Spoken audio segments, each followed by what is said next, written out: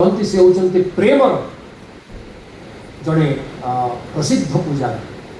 प्रेम कहीदेला माने आम कवि सम्राट भंज को संगे संगे स्मरण कर। वास्तव में राम सीता प्रीति प्रकृत प्रवाहटा केमिति आम गोटे जोड़े उदाहरण जापर। प्रीति केमिति जात हुए एवं प्रीतिटा केमिति प्रत्येक अनुकूल व प्रतिकूल परिस्थिति रे अक्षुण्ण रहे, ताहा ही राम सीता चरित्र आदर्श, जहाँ को आज भी आर्य सनातन भूमि रे आमे केते सहस्र वर्ष पर भी अनुसरण करुचे, अनुकरण करुचे, पूजा करुचे। वैदेही देखिले भगवान राम लक्ष्मण विश्वामित्र आसिक पहुंची शिव धनु भांगिबा। विमल देही वैदेही अट्टालिका उपरे ठिया होती सखी मान सहित। दृष्टि पड़ा प्रथम दर्शन कहा उपरे तांकर प्रीति आसिला, प्रीति कहा उपरे जन्म हला, कोठू प्रीति जात हला, कहा को दर्शन कला पर कवि सम्राट भंज कि वर्णना कर देख। वैदेही विमल देही कमल केशरे नाई, सही सही तोरे थिले मंडी अट्टाली। बिही लोकने प्रशंसा कोड़ांगे कले लालसा, गौरे गौरवता दृष्टि न ढाई। बर देव ऋषे मनासे, बर देवर हुअन्तु मानसे भासे। देखू देखू कड़ांगे कले लालसा। दी जन थिले गोरा भाई कि कड़ा भाई। गोरा भाई आजिकल ये कौन होता कड़ांग भी चाहिए कड़ा बोली कौन घटिला आप खबर कागज गला 2 मास है देखु। तेणु कड़ा रंग प्रति आकर्षण हो न था, किंतु कड़ांगे कले लालसा, गौरे गौरवता दृष्टि न ढाड़ी। लक्ष्मण को प्रति दृष्टि गलानी, दृष्टि गला तो मर्यादा पुरुष राम प्रति जी नव नीरद निंदित कांति धरण कड़ा मेघ भली जहां स्वरूप को देखी माँ सीता प्रथमे प्रीति उत्पादन कले। ये प्रीति संपूर्ण भाव में चलला, ये प्रीति निरवच्छिन्न भाव रहिला। विवाह जेतबेले हैला, विवाह हैला बेले पंचग्रासी आमर अछि। विवाह परे बरकन्या पंचग्रासी करी, पंचग्रासी कला बेले माँ सीता अवस्था को आपण माने देखो। बिहु पंचग्रासी हस्त स्थाणीरू न चाड़ी, बड़े राम मूर्ति दर्शने मई थी। बारी विधु बिंब जन्मे चातकीसु स्नेही, बसी पुत्रा छन्न वृक्षे टेकिन नाई। चातक सदाबे मेघ देखिले आनंदित हुए। चातक तलू को मुह करके बसी, पानीटा पड़े से ऊपर को मुह कर पीवा कथा। पूरा गछटा पत्र रे आच्छन्न होइছে, जदि से ऊपर को मुह करदब मेघ देखा जीवनी। तलू को मुह कले बरम से पानी रे मेघर छविटा प्रतिबिंबित होउची। तेणु मुझे मेघ को देखी पारुची, जदि ऊपर को मुह करदेवी आउ मेघ दिशब ना, मोर प्रियतम दिशे ना। ये विचार जेमिति चातकर माँ वैदेही समान विचार। जो सुवर्ण कंकण लगे, जो बलय लगे, से बलय रामंकर छविटा प्रतिबिंबित होते। जितेबाला हाथ पंचग्रासी थाली में रखी ऊपर को चाहिदेले ये बलयर दृष्टि विच्युत हो माँ। आ ऊपर को चाहिदेले गोटे अशिष्टाचार हम बधू भाव में। तेणु से कौन करिसंती, से बलय को चाही निरीक्षण करी हाथ आउ थाली काढ़ू ना। हाथटा थाली काढ़ले सीना पाटी गले लोकटा खाइब। जेते प्रकार समय नष्ट है तथापि हाथ तलू ऊपर को उठू नहीं। कहीं उठू नहीं? कवि सम्राट भंज कहते ये हूँ सीतारामंकर प्रीति, जो प्रीति बलयर चित्र रे मध्य एभली आबद्ध करिकी रखी पारे उभयंकर मन को। जो प्रीति आजिकाली मोबाइल परदारे एबे आपण पाइबे नाही। सुधीवृंद खाली सेतिकी नुहे, प्रतिकूल परिवेश आसिक बनवास को जीवा को हैला, बनवास को जीवा को हेला बेले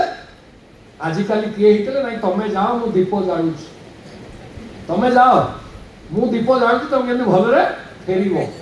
किंतु बनवास को जीवा बेले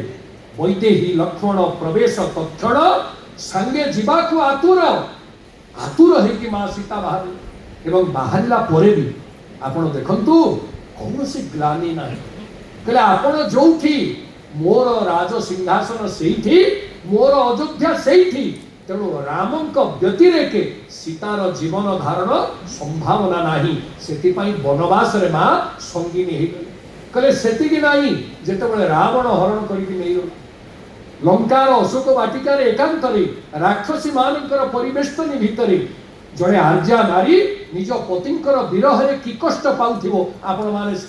हृदय थरुटे भाव आ कौन करुछंती मां सीता बोलू अछि एका राम राम बोलू अछि एका राम राम बंध मुख्यणे हेव की क्षम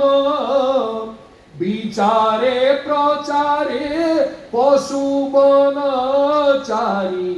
भाई पशु भाई पक्षी चारी स मान गो बामाए बोलू अछि एका राम राम त्रिजटा कहते देख देख स्वामी नहीं रावण राज्य अच्छी को समय भी मस्तक छिन्न हो किंतु ना प्रीतिर कौन सी परिमाप को राम सीतांकर प्रीति आपण पकईकि मापी पारे नहीं कहले से असुविधा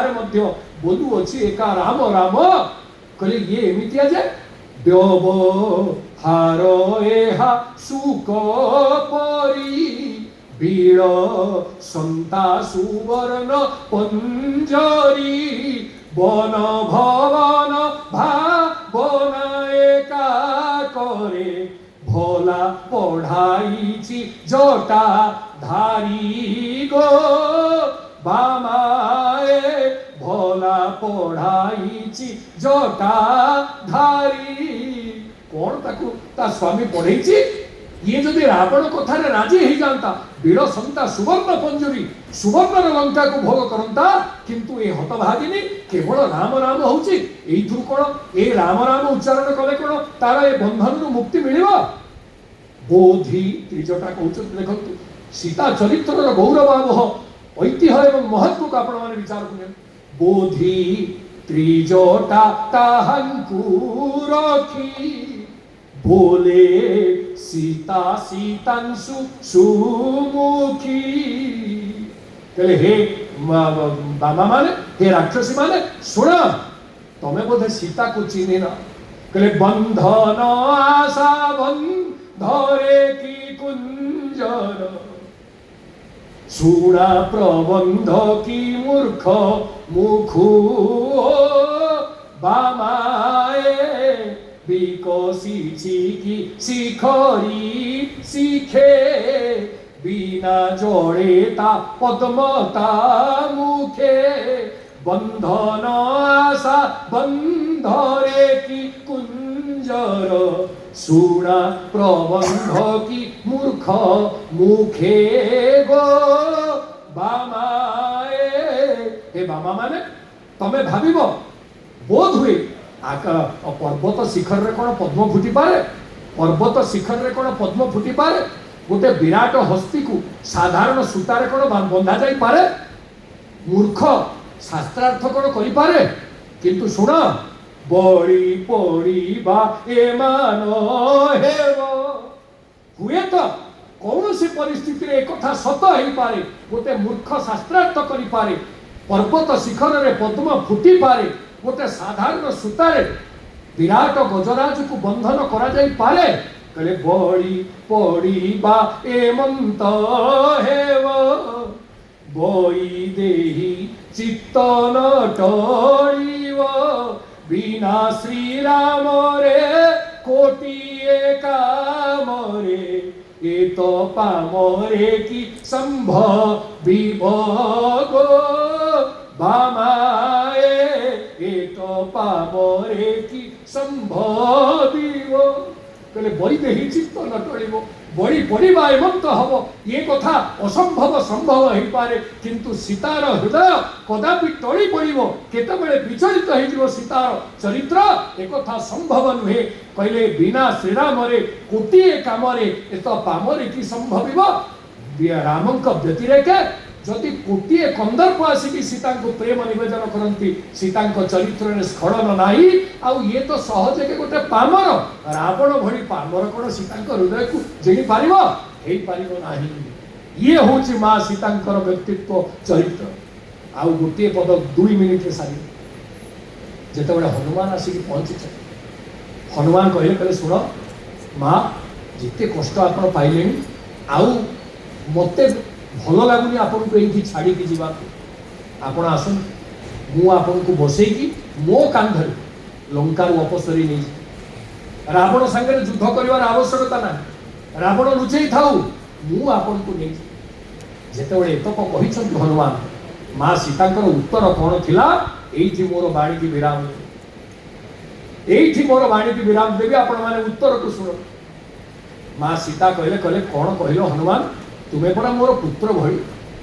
भगवान राम होचन तुमर पितृ प्रतिभ तुम्हें कौन चाह जे पितांकर जसरे कलंक लागू मार जसरे कलंक लागू रावण मते चोरी करके आनी आउ मु जदि तुम कांधरे बसी एमती लंका रु चली जीवी समाज मते कौन कहबो रावण जो चोरी करिथिला राम भी सेही चोरी कले रावण निजे जाइथिला राम जन को पठेई के नहीं आसी दीटा जाक कार्य चोरी रे जीवनी की मु तो रावण को हरई की जाइनी रावण विजित पराजित हेनी मु जदि चली जीवी तुम संगे ताहले तुम प्रभु को जश को कलंक लागिबो मोर मध्य मान क्षुण्ण हबो दीटा जाक विषय चोरी रे गणा कोन कहउछन मां सीता सुन बाधा प्रभु विरोधुकु हेबो बेनी विषय चौर्जे जीव बही रामचंद्र दुर्बह सागर तर बहन कीरति थीव हे बात ज तर बहन कीरति थीव सुन जदि वास्तव में रावण को पराहत करवा एवं प्रकृत रे मर्यादार सह मते नवा पई चाह बाधा प्रभु विरोध को हेबो विरोध बोलउची जस भगवान रामंकर विरोध को जस को बाधा हबो जदि मु तुम संगे पड़ाए सुन गोटे काम कर बह श्रीराम बह रामचंद्र दुर्बह सागर तर बह न किरति थिबो बर मते नवा अपेक्षा रामन को कांधरे बसई लंका आण रणभूमि रे युद्ध करा युद्ध रे रावण को पराहत कर केबे मु सीता भाव रे तांको वरण करबा पई जीवी अन्यथा सीता जाई पारिबो नाही ये होची वैदेहिक विलास रे वैदेहिकर आभा प्रभा एवं प्रकृत रे नारी रो मर्यादार एक उद्भासित प्रतीक होचंती मां वैदेही एथिला प्रमाण अनुभव करी सेठी पाई तो वैदेहिक विलास वैदेहिक नामरू से तो दाशरथी विलास दे पारि थांते से तो रामचंद्र विलास दे पारि थांते से तो राघव विलास दे पारि थांते किंतु देले कोन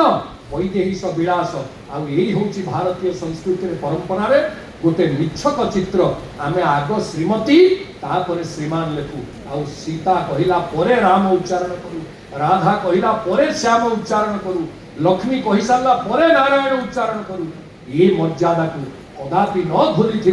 अस्मितार मूर्तिमान विग्रह मो माटीर एकमात्र कीर्ति कृतिर प्रज्वलतम उद्भास होचंती केवल कवि सम्राट भंज जे पर्यंत ए जाति भंजंक प्रति अन्याय करुथिबो भंजंकर साहित्य को प्रचार प्रसार करने क्षेत्र में अवहेला करुथिबो ए जाति निजको चिन्हिबारे अक्षम बोली समस्ते जानिबे आम पाखे विभूति अच्छी आम थोई पारुने बोली आज आम विश्व स्तर रे निज ओडिया साहित्य को रखी पारिने बोली आम आज दैन्य प्रकाश करुछु मु आशा करिबी आपण मानकर सहयोगर हाथ भुवनेश्वर भंज भारतीय मुठा को अधिक प्रशस्त करिवो सशक्त करिवो ଶକ୍ତ ଆଉ ପ୍ରଶସ୍ତ ଦୁଇଟା ଯାକ ହେଲେ ବହୁତ ଗୁଡ଼େ ଯେତେବେଳେ ହାତ ମିଶିଯିବ ନିଶ୍ଚିତ ଭାବରେ ଆନୁଷ୍ଠାନିକ ପର୍ଯ୍ୟାୟରେ ଆମେ ଭଞ୍ଜଙ୍କୁ ବଞ୍ଚେଇ ରଖିବା ପାଇଁ ଯତ୍ପରୋନାସ୍ତି ଚେଷ୍ଟା କରିବା। ନିଜ ଉତ୍ତର ପିଢ଼ିକୁ ଭଞ୍ଜଙ୍କୁ ଦେଖେଇବା, ଶୁଣ ପଢ଼, ଭଞ୍ଜଙ୍କୁ ଜାଣ, ଓଡ଼ିଆ ଜାତି କି ଚିହ୍ନ। ଆପଣମାନଙ୍କୁ ଆଉ ଥରେ କୃତଜ୍ଞତାପୂର୍ଣ୍ଣ ଆନ୍ତରିକ ସାଧୁବାଦ ଜ୍ଞାପନ କରିବି। ଆଉ ସଭାର ଔପଚାରିକତା ହେଉଛି ଗୋଟିଏ ମିନିଟ୍ରେ ଆମେ ଧନ୍ୟବାଦ ପର୍ବ ଅର୍ପଣ କରିବା, ତାପରେ ସଭା ସାରିବା। ଆମର ବରିଷ୍ଠ ସଦସ୍ୟ ପ୍ରତିକୃଷ୍ଣ ଦାସ ମହୋଦୟଙ୍କୁ ନିବେଦନ କରୁଛି ସେ ଆସିକି ଗୋଟିଏ ମିନିଟ୍ରେ ସମସ୍ତଙ୍କୁ ଧନ୍ୟବାଦ ଅର୍ପଣ କରିବେ। ଆପଣମାନଙ୍କର ସମୟକୁ ଆମେ ସମ୍ମାନ ଦେଉ। ଆସନ୍ତାକାଲି ଉତ୍କଳ ଘଣ୍ଟ ଯଦୁମଣି ମହାପାତ୍ରଙ୍କର